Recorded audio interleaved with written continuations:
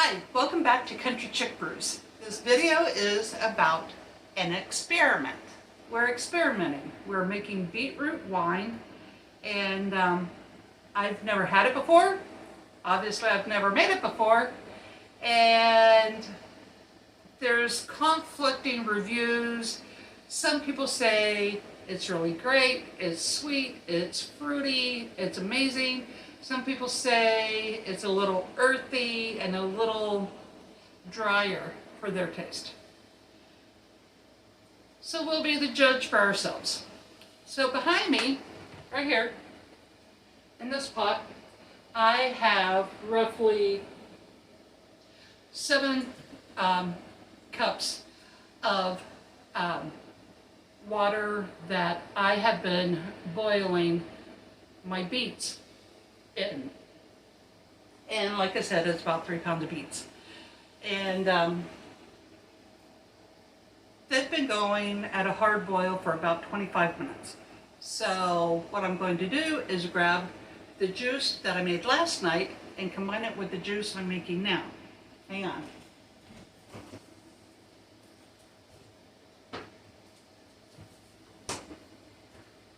So this is almost a half a gallon of beet juice that I made last night. And I'm using a wide mouth fermenter. Now this one is huge. This is a 5-gallon fermenter.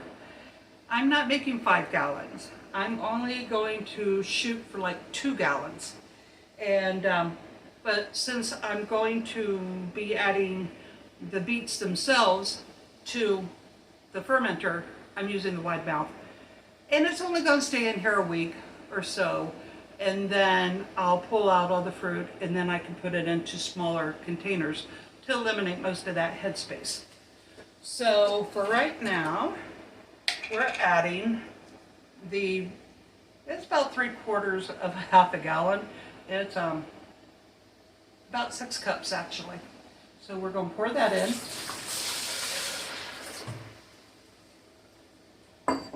And I'm going to, while that's finishing simmering, or boiling rather, I'm adding a handful of golden raisins.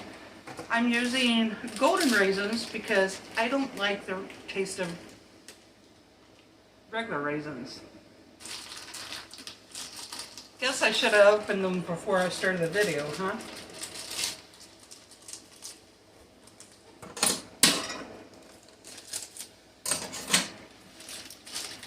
Here we go. So I'm just going to add a handful of the raisins to the beets. Literally a handful. You can add more, you can add less. Let's add just a few more. And what the raisins do is they act as a tannin substitute. As I've stated previously, I'm no chemist. I don't understand what a tannin substitute does. This is just simply the recipe. This isn't a chemistry lesson. This isn't anything other than just your recipe on how to make beetroot wine. So I'm going to give that a stir and just let that continue boiling for probably about another 10 minutes. Then I'll turn the heat off and let it come down to just slightly warmer than room temperature, and we'll proceed from there. So I'm going to pause the video right now until this part has been completed, and I'll bring you back and we'll get to assembling the wine. Okay, the beets are done simmering and they're nice and tender. They've yielded up all of their nice rich juices. Now I'm going to start by adding 4 cups of sugar, and this is just plain ordinary white sugar.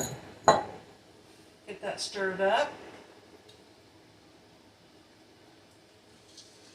And just keep stirring it until it dissolves. Alrighty, now what we are going to do, and I'm checking my recipe, make sure I haven't forgotten anything. Okay, so to the beet juice mixture, we're adding approximately 4 tablespoons of lemon juice And I prefer bottled lemon juice over fresh squeezed, simply because it the acid content is more stable. It's more reliable. You can use fresh squeezed lemon if you want, but I prefer just using bottled lemon juice. I guess it's a throwback from all of the canning that I do.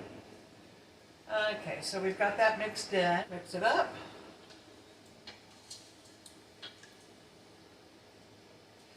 And it's still a little warm. I wanted it a little bit warmer than room temperature so that the sugar will dissolve. It's still too warm to add to our fermentation container. Still too warm to add the yeast to. So I'm going to give it a little bit of time to cool down to room temperature, and we'll be back. Alrighty, now that the juice has come down pretty much to room temperature, get rid of the hot pad, move the fermenter over where I can reach it, and I'm just going to start adding the beets themselves to the fermenter first, and then I'll pour the juice in. Grab all the raisins.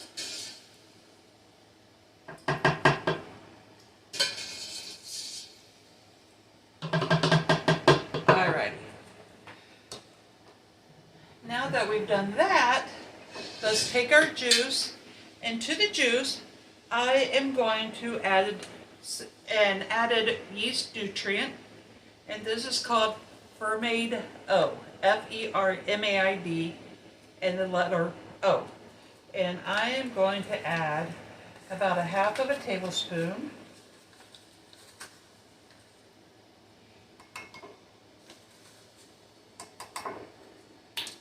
And I'm just going to dissolve it again in some more of the liquid.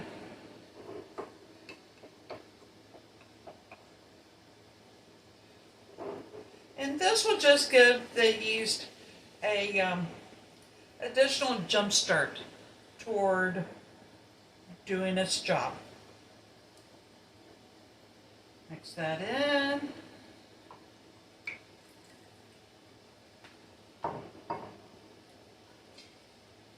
And it's okay if it doesn't dissolve 100%. It'll still do its job.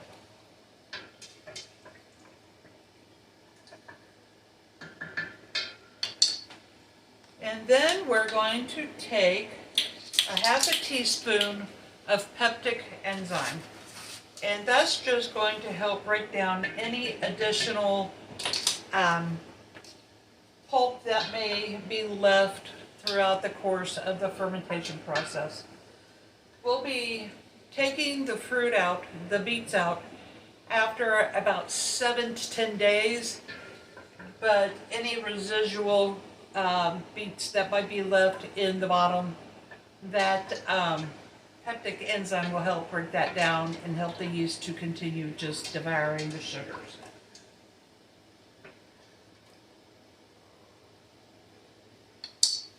All right. Now comes the fun part.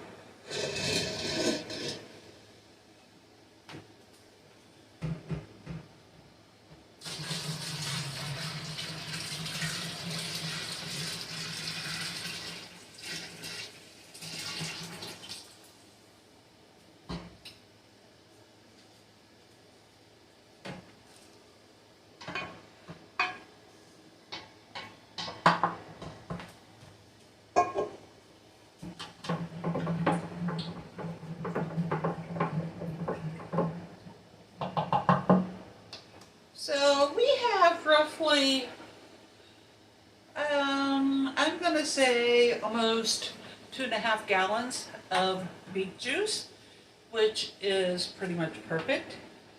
And I did spill some on my counter. Thankfully, I have a concrete countertop that has been sealed, so I'll just take a damp soapy rag and I'll get that cleaned up. Now for the yeast, I'm using 1 packet, I'm using the whole packet, of Red Star Premier Blanc.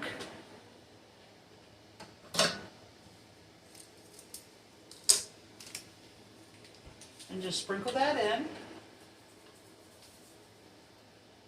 You can pitch it if you like. I don't usually find that it's necessary.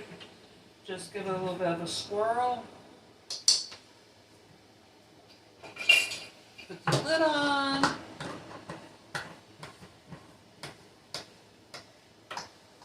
Now comes the fun part. Now comes the part where you want to just shake the living bejeebies. Right now you want to get as much aeration in your beet juice as you possibly can, just to give that yeast an opportunity to start fermenting, start working, breaking down all the juice or all the sugars that are in the beet juice. And when you think you have enough oxygen in it, shake, shake, shake it some more.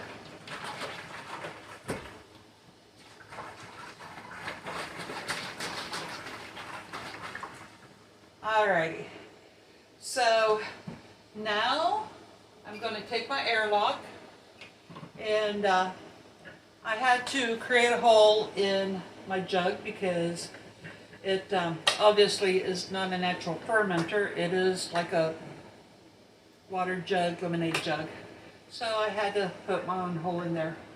And I need to just add